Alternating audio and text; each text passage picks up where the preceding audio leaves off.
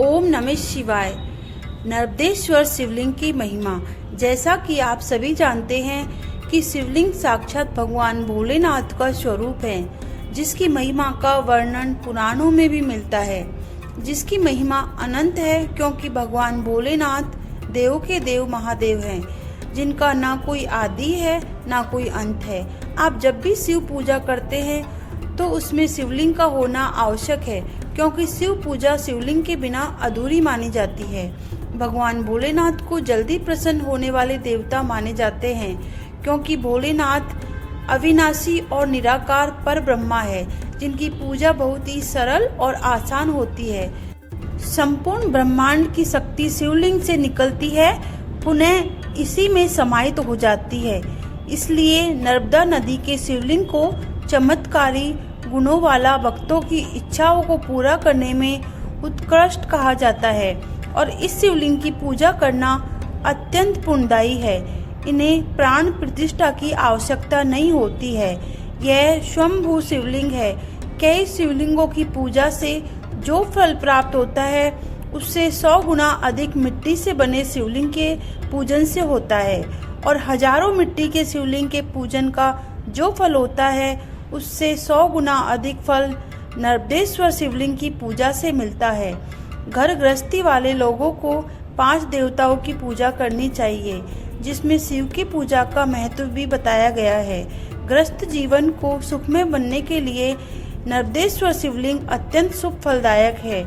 नर्मदेश्वर शिवलिंग का नाम मां नर्मदा से प्राप्त होने के कारण नर्मदेश्वर शिवलिंग रखा गया है, क्योंकि मां नर्मदा को वरदान प्राप्त है कि मां नर्मदा के तल से जितने भी पत्थर है वह सभी शंकर के रूप में पूजे जाएंगे। नर्मदेश्वर शिवलिंग की कहानी प्राचीन काल में नर्मदा नदी में जब गंगा नदी के समान होने के लिए निश्चय किया और ब्रह्मा जी की तपस्या करने लगी, क्योंकि ब्रह्मा जी एक ऐसे देवता है जो वरदान के लिए प्रसिद्ध है। किसी भी देवता या दानव को जब वरदान प्राप्त करना रहता था तो वह ब्रह्मा जी की ही तपस्या करते थे। इसलिए मां नर्मदा ने भी ब्रह्मा जी की तपस्या की और ब्रह्मा जी को प्रसन्न किया। तब ब्रह्मा जी ने नर्मदा से वरदान मांगने को कहा। तब नर्मदा ने कहा कि मुझे गंगा नदी के समान पाप नाशनी तथा पूजनीय बना दीजिए, जिससे लोग मेरी पूजा अर्चना करें और मेरा नाम प्रख्यात हो। तब ब्रह्मा जी ने कहा कि इस संसार में एक समान कोई नहीं हो सकता। क्या भगवान विष्णु के समान कोई दूसरा पुरुष हो सकता है? क्या कोई दूसरा देवता भगवान शिव के बराबरी कर सकते हैं? या देवी पार्वती के समान कोई दूसरी नारी हो सकती है? नर्मदा जी ने ब्रह्मा जी की बात सुनकर वहां से चली गई। इसके बाद मां नर्मदा ने भोलेनाथ को प्रसन्न करने के लिए पिलपिला तीर्थ काशीपुरी में शिवलिंग की स्थापना की और तपस्या करने लगी। तब भगवान शिव नर्मदा की तपस्या से बहुत प्रसन्न हुए और वरदान मांगने को कहा। तब नर्मदा ने कहा कि भगवान मुझे इतना ही वर दीजिए कि आपके चरणों में मेरी भक्ति सदैव बनी रहे।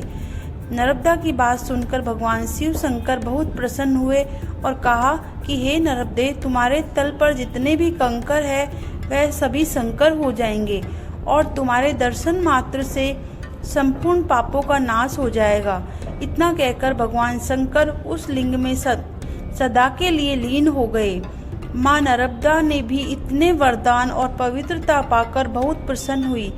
तभी से नर्मदा के कंकर को शंकर के रूप में पूजा जाता है, जिसे नर्मदेश्वर शिवलिंग के नाम से जाने जाते हैं।